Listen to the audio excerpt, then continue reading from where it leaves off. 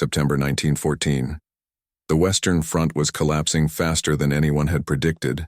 German divisions swept across Belgium with mechanical precision, their officers confident that colonial troops, men pulled from distant villages who had never seen European soil, would break at the first sound of artillery. The calculations were simple: overwhelming force, superior firepower, and the psychological advantage of facing soldiers far from home. But in a small fortified position along a river crossing, 120 Indian soldiers received orders that seemed impossible: hold the line for 3 days while Allied forces regrouped. What followed defied every assumption the German command had made about courage, discipline, and the will to stand when retreat meant survival. This is not a story of victory. It is a story of 3 days when men who were expected to flee chose instead to remain, knowing that each hour they held was an hour bought with blood. Chapter 1. The Calculation. September 12, 1914. The German advance had taken on the rhythm of inevitability. From the observation post positioned on the high ground overlooking the river valley, German officers watched the road that led toward the fortified crossing with the calm assurance of men who had studied this moment in academies and training grounds. The calculations were clear: 3,000 men, supported by artillery and machine gun companies, against a single reinforced company holding a river position that intelligence suggested was lightly defended. The assault was scheduled for dawn, coffee was poured, orders were distributed. The mood among the junior officers bordered on ceremonial. This would be over before noon.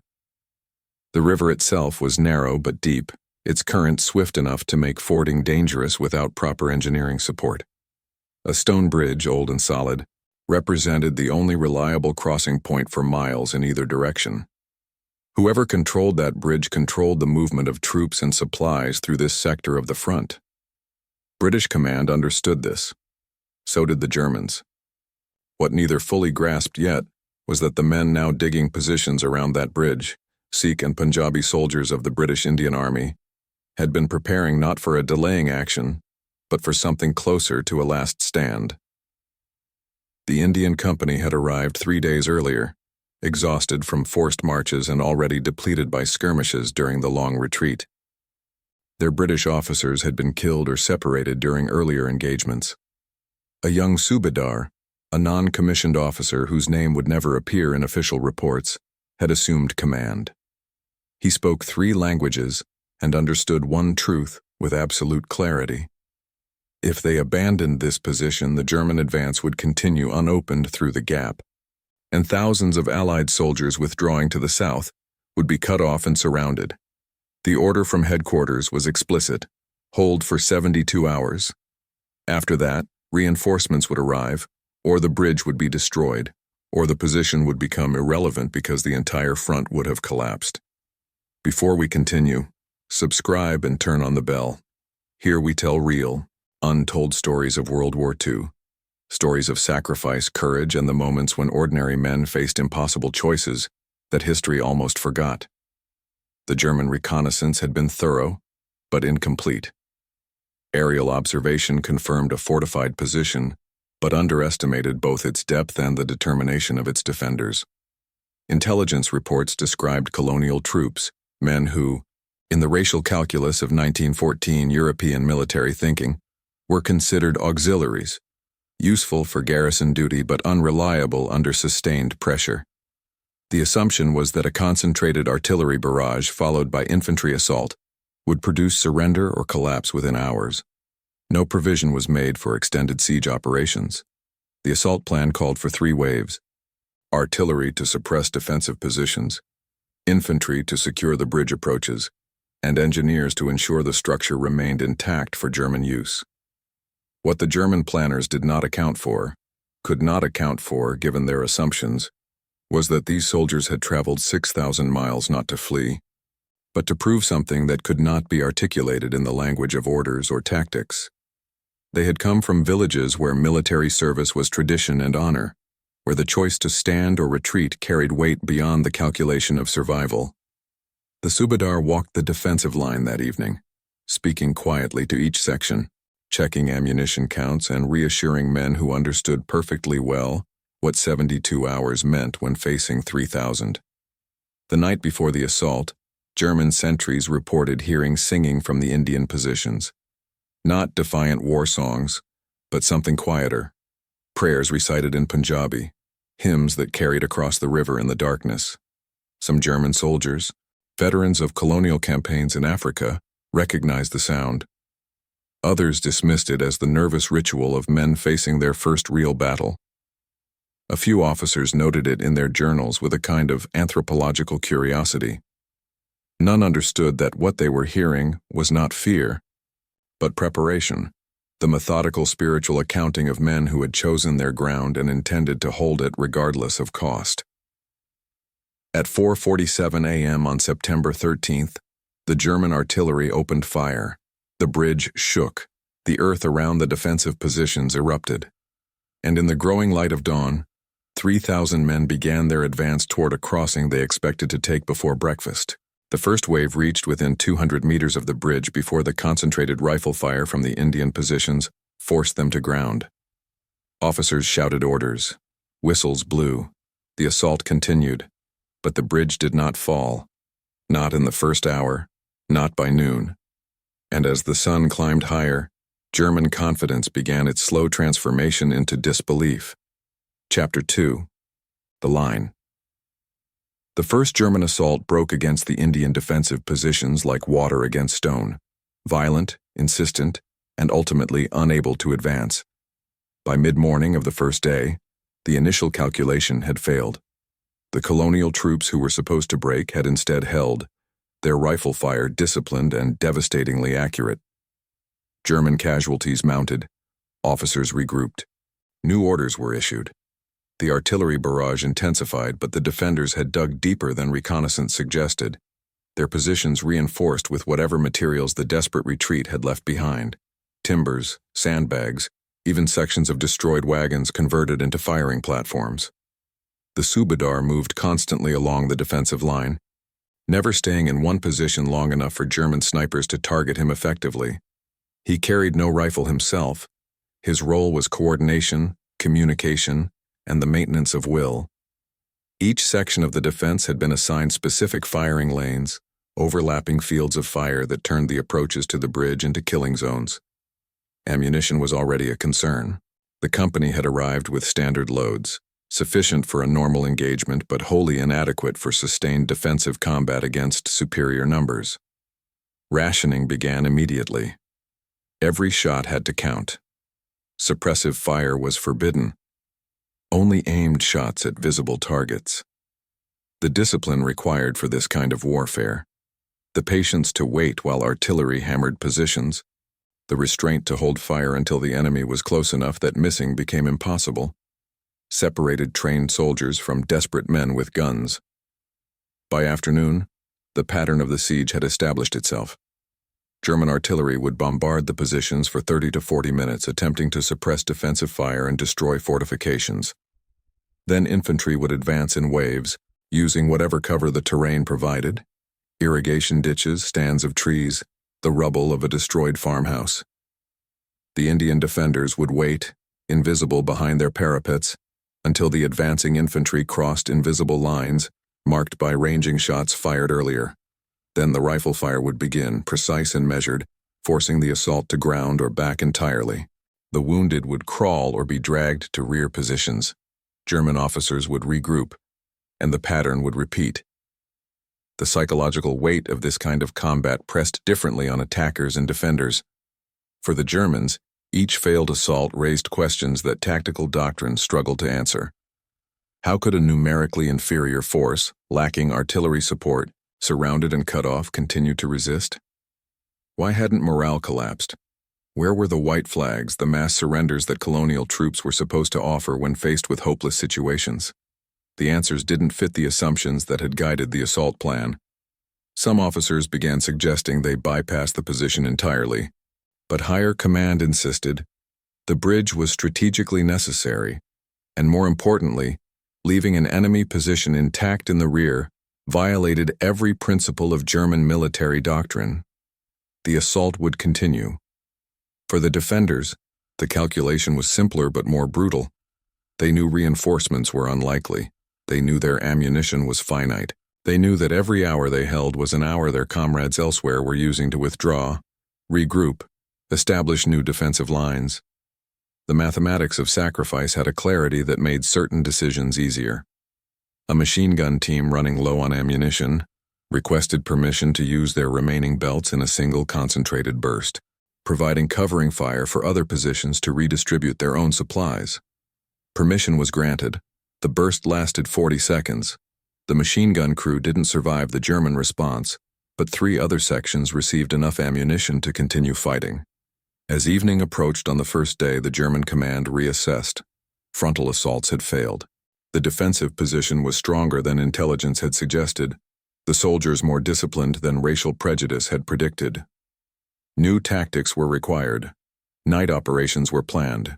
Infiltration attempts by small groups attempting to reach the bridge under cover of darkness and disable the defenders through surprise. Engineers were brought forward to prepare demolition charges. If the bridge couldn't be captured intact, destroying it with the defenders still in position would at least deny them the satisfaction of fulfilling their orders. The Indian soldiers understood what night would bring. Sentries were doubled. Listening posts were established in forward positions. Men who had stood continuous watch since dawn forced themselves to remain alert, knowing that exhaustion was now as dangerous as German bullets. The Subedar distributed the last of the company's rum ration, not much, barely a swallow per man, but enough to warm the inside of a throat gone dry from gunpowder smoke and thirst. No fires were permitted. Cold rations were eaten in darkness. Prayers were offered quietly. And then the waiting began again. At 2:30 a.m., the German infiltration teams moved forward. They advanced with professional skill, using the darkness and the sound of the river to mask their approach. Some came within meters of Indian positions before being detected. Hand-to-hand fighting erupted in 3 separate locations along the defensive perimeter. The combat was brief and savage. Bayonets, rifle butts, anything that could be swung or stabbed in the darkness. By dawn of the second day, the infiltration had failed. 11 German soldiers lay dead within the Indian positions. 4 Indian defenders had died in the fighting. The bridge still stood. The line still held. And the calculation that this would be over quickly had become something else entirely, a siege that neither side could easily escape. Chapter 3. The Wait.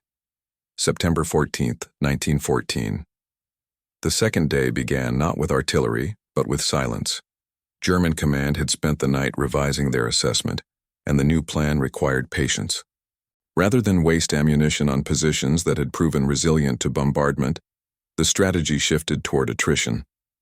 Snipers were deployed to dominant positions, tasked with making any movement within the Indian defenses dangerous.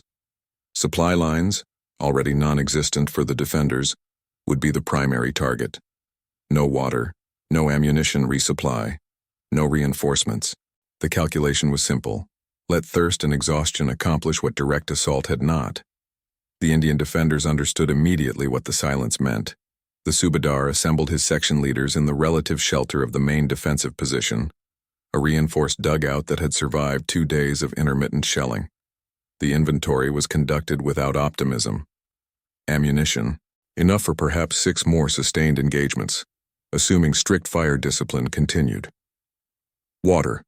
The canteens were nearly empty, and the river, their only potential source, was now completely covered by German fire. Food. Irrelevant. Men could fight hungry, but dehydration would break the defense faster than any assault. Medical supplies. Exhausted. The wounded lay in whatever shade could be found, their bandages improvised from torn uniforms, their pain managed through nothing more than the presence of comrades who refused to let them suffer alone. One option remained, and it was discussed with the matter-of-fact practicality of men who had already accepted certain outcomes.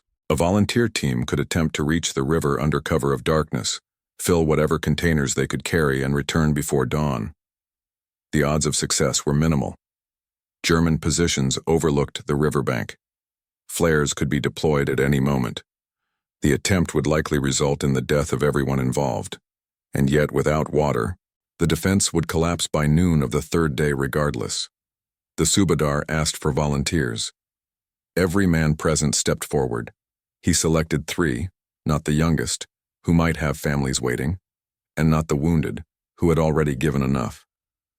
3 veterans who understood tactical movement and could navigate in darkness. They would leave at midnight. The day passed in what soldiers later described as the longest hours they had experienced. German snipers maintained constant pressure. Any exposed movement drew fire. The defenders remained low, conserved energy, and waited. The wounded, understanding that medical evacuation was impossible and that their presence complicated defensive operations, asked to be positioned where they could still serve, loading magazines, watching sectors that others couldn't continuously monitor, providing covering fire if assault came. Their requests were granted. No man would be left without purpose, even in pain. At noon, the German artillery resumed, but the pattern had changed. Rather than concentrated bombardment of the main positions, the shells now targeted approach routes, destroying any possible path that reinforcements might use to reach the defenders. The message was clear. You are alone. You will remain alone. And when you break, no one is coming. Some shells landed in the river, sending geysers of water into the air, a deliberate psychological tactic, showing the defenders what they couldn't reach. German officers watched through field glasses for signs of desperation, for white flags, for the moment when thirst would overcome discipline. The moment never came. Instead, the Indian soldiers maintained their positions with a steadiness that began to unsettle the besiegers.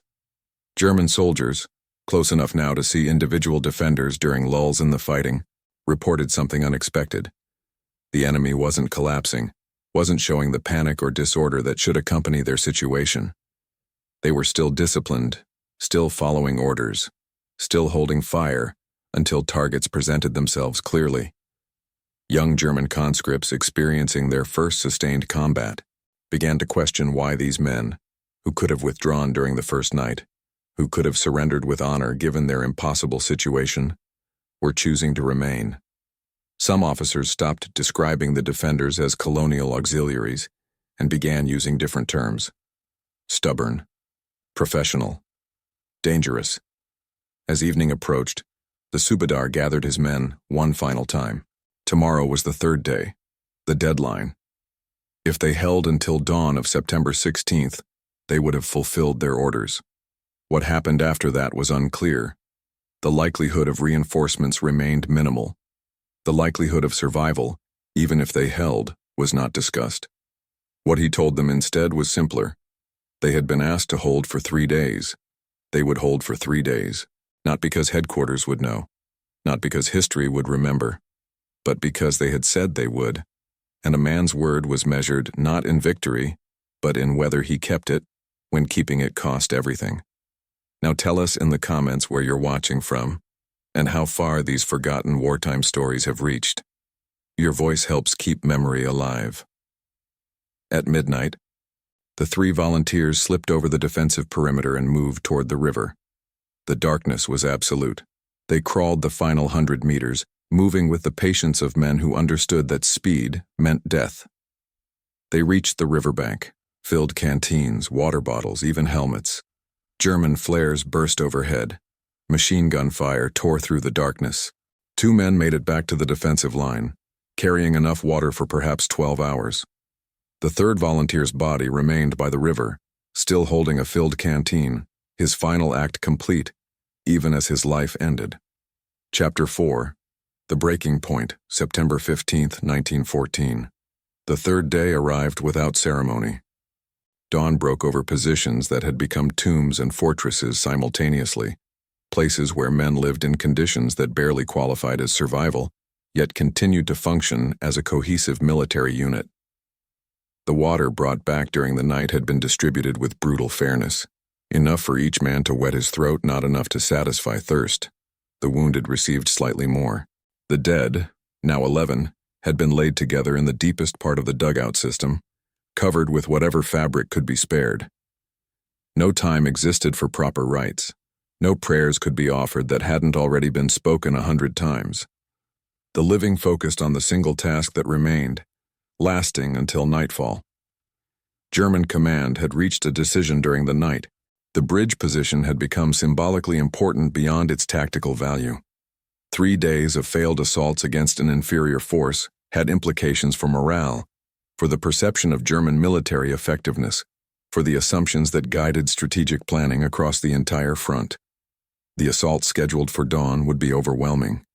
Every available piece of artillery, every infantry company in the sector, a coordinated attack designed not to capture the position but to obliterate it. The order specified that no quarter would be given. The defenders had been offered chances to surrender and had refused. What followed would be a lesson in the cost of resistance. The bombardment began at 5:15 a.m. and continued without pause for 90 minutes. The defensive positions that had withstood 2 days of intermittent shelling now faced concentrated destruction. Dugouts collapsed. Firing positions disintegrated. The earth itself seemed to heave and shatter. Men pressed themselves into whatever shelter remained, hands over ears, mouths open to prevent ruptured eardrums from the overpressure. The noise exceeded the capacity of human hearing to process. It became not sound but physical force, something felt in bone and organ rather than heard. When the bombardment finally ceased, the silence that followed was so absolute that several defenders couldn't hear the whistle that signaled the German infantry assault had begun. The attack came from 3 directions simultaneously. German soldiers, advancing in waves deeper than anything attempted in the previous 2 days, moved with the grim determination of men who had been ordered to finish this regardless of cost. The Indian defenders, many of them injured, all of them exhausted, all of them aware that their ammunition was nearly depleted, rose from the wreckage of their positions and opened fire. The discipline that had characterized their defense for 2 days fractured slightly, not from panic, but from the simple mathematics that every remaining bullet mattered more than perfect fire control. Men fired until their rifles were empty, then fixed bayonets. Sections that had lost half their strength consolidated. The Subedar, bleeding from shrapnel wounds received during the bombardment, moved between positions shouting orders that couldn't be heard over the sound of rifle fire and artillery. For 30 minutes, the defense held through nothing more than will and the desperation of men who had nowhere to retreat even if they wanted to. German soldiers breached the outer positions. Hand-to-hand fighting erupted again, this time not in darkness but in full morning light. The combat lacked the precision of tactical maneuvers. It was simply men trying to kill each other at arm's length, using whatever weapons remained functional. The bridge itself became the final line, with defenders positioning themselves at its approaches, determined that if they could not hold the entire position, they would at least deny the crossing until their last breath. At 7:03 a.m., the unexpected occurred. German artillery, firing from positions kilometers away, received new coordinates. The bombardment resumed, but this time it fell not on the Indian positions, but on the German infantry advancing toward the bridge. The assault faltered, then broke. Officers shouted conflicting orders. Whistles blew retreat. The attacking troops pulled back in confusion, leaving dozens of casualties in the open ground between their lines and the bridge. For several minutes, neither side moved. The defenders, too exhausted and too few to pursue, simply watched the retreat with the blank expression of men beyond surprise. Then, through the smoke and dust, a sound reached them that seemed impossible. British artillery, firing from positions to the south, providing covering fire. The relief column arrived at 8:30 a.m. 2 companies of British infantry, a field artillery battery, and medical personnel. They had been delayed by 3 days of fighting retreat, had received garbled orders about the bridge position, and had expected to find either a destroyed crossing or nothing at all. What they found instead were 47 Indian soldiers still alive defending ruins, low on everything except determination. The Subedar, barely conscious from blood loss and dehydration, reported to the British major commanding the relief force with the mechanical precision of a man whose duty was complete. Position held. Bridge intact. Request permission to withdraw wounded. Permission was granted. The siege was over. Chapter 5. The Count. The numbers told a story that tactical reports couldn't fully capture. Of the 120 Indian soldiers who had held the bridge position, 73 were dead or would die from wounds in the days that followed. The remaining 47 were all injured to varying degrees. Not a single man had emerged from 3 days of siege without physical damage. The German casualties numbered over 800, dead, wounded, and missing. The ratio was so disproportionate that initial British intelligence questioned whether the Indian unit had actually engaged the forces claimed, or if the estimates had been exaggerated in the fog of combat. Verification came from German sources after the war. The casualty figures were accurate, and the explanation for the disparity lay not in superior tactics or firepower, but in desperation channeled through discipline. The bridge position itself had become unrecognizable. The stone structure still stood, testament to engineering from a previous century, but the surrounding terrain had been transformed into a lunar landscape of shell craters, collapsed trenches, and debris. British engineers inspecting the site for usability found defensive positions dug so deeply and reinforced so cleverly that they exceeded field manual specifications. The Indian defenders, lacking proper tools and working under constant fire, had created fortifications that would have impressed professional military engineers. Ammunition caches revealed the severity of the situation. Many positions had been down to less than 10 rounds per rifle when the relief arrived. Some defenders had no ammunition at all in their final moments, having given their remaining bullets to comrades in better positions to use them effectively. Medical personnel who treated the survivors documented injuries that spoke to the nature of sustained defensive combat. Shrapnel wounds from artillery, bullet wounds from increasingly close-range engagements, dehydration so severe that several men required continuous intravenous fluids for days, hearing damage from 3 days of bombardment, exhaustion that went beyond physical tiredness into a kind of systematic shutdown, bodies that had operated past normal limits and now demanded payment. Some men slept for 16 hours straight once transported to field hospitals. Others couldn't sleep at all, their nervous system still calibrated for siege conditions, startling at every sound. The psychological impact would take longer to assess, but the immediate observation was consistent. These men had endured something that broke conventional understanding of human endurance. The Subedar recovered enough to provide a formal after-action report, offered details that filled gaps in the tactical understanding of what had occurred. The defense had never been intended as a suicide mission, but as the hours passed and reinforcement failed to arrive, the mission's nature had transformed. By the second day, the defenders understood they were buying time with their lives. The question became not whether they would survive, but whether the price they paid would matter. Every hour the Germans spent focused on the bridge was an hour they weren't pursuing the retreating Allied forces elsewhere. Every casualty inflicted was a reduction in German combat strength. The mathematics of sacrifice had been calculated consciously, coldly, and accepted as the cost of duty. German after-action reports captured later in the war revealed a different perspective on the same events.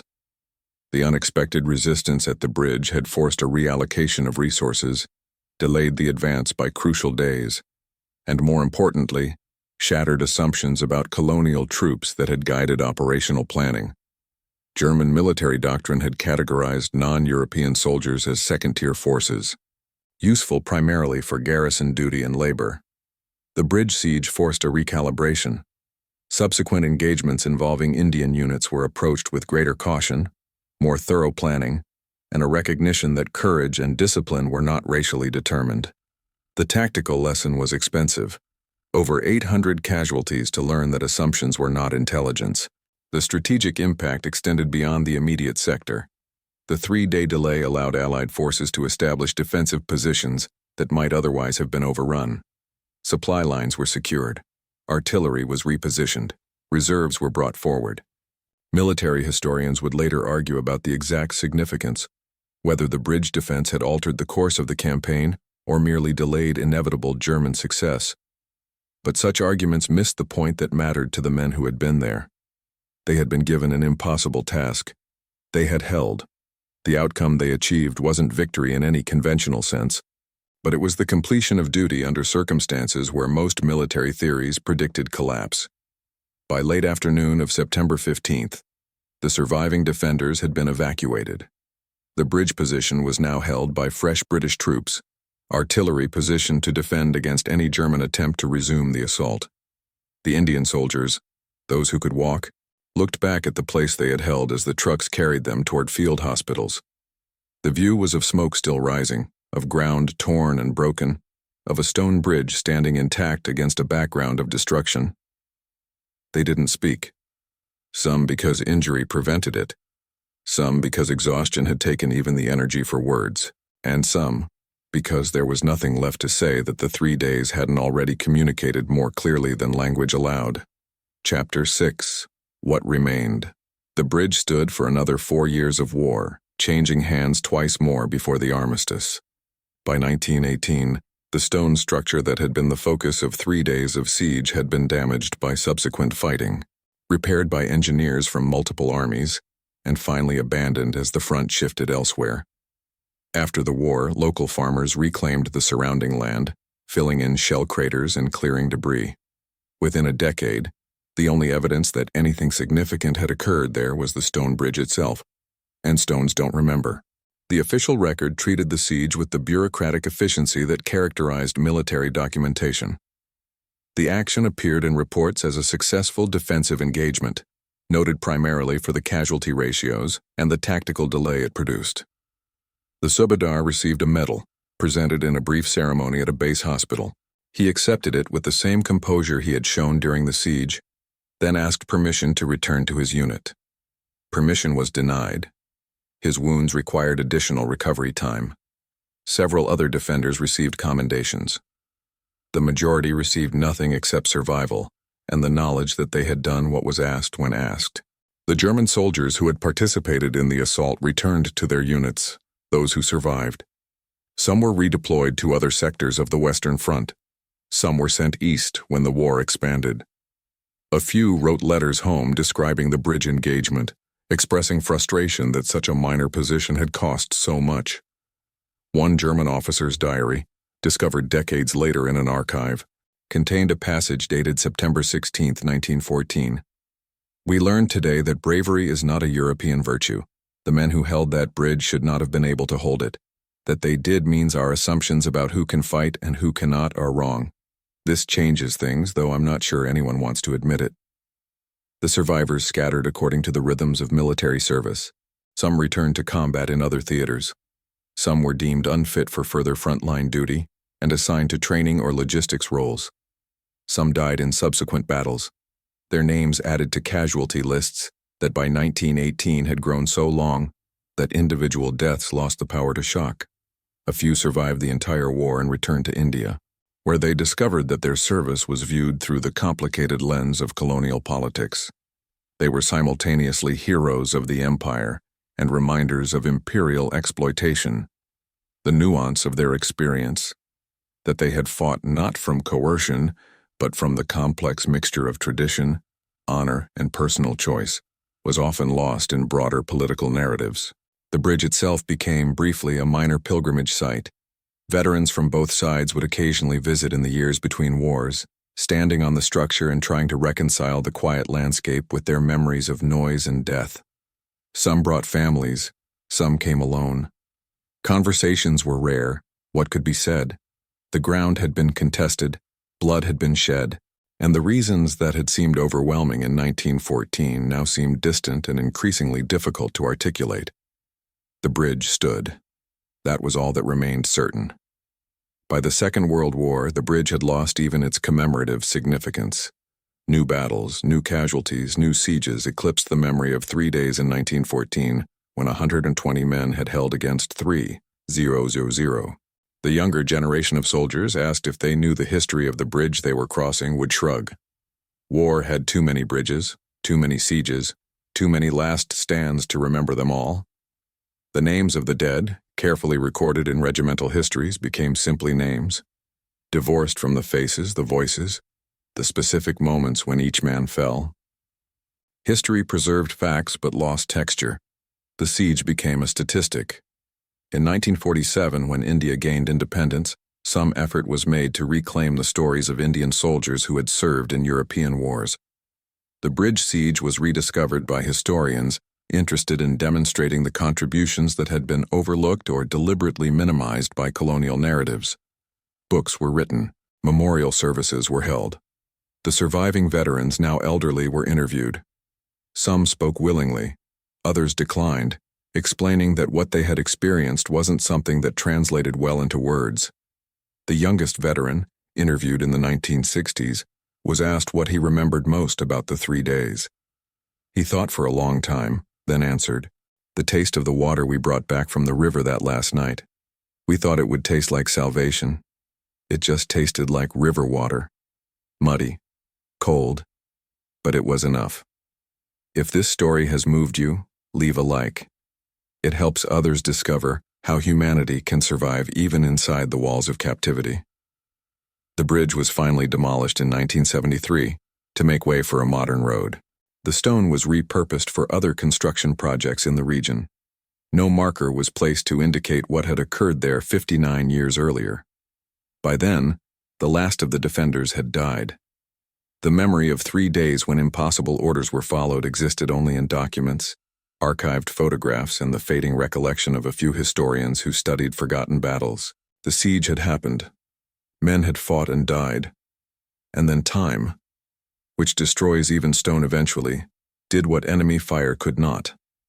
It made the bridge, and the stand made there, disappear into the past that everyone acknowledges, but few remember. Subscribe to our channel to uncover more hidden stories of World War II, stories of resilience, memory, and redemption. Thank you for watching.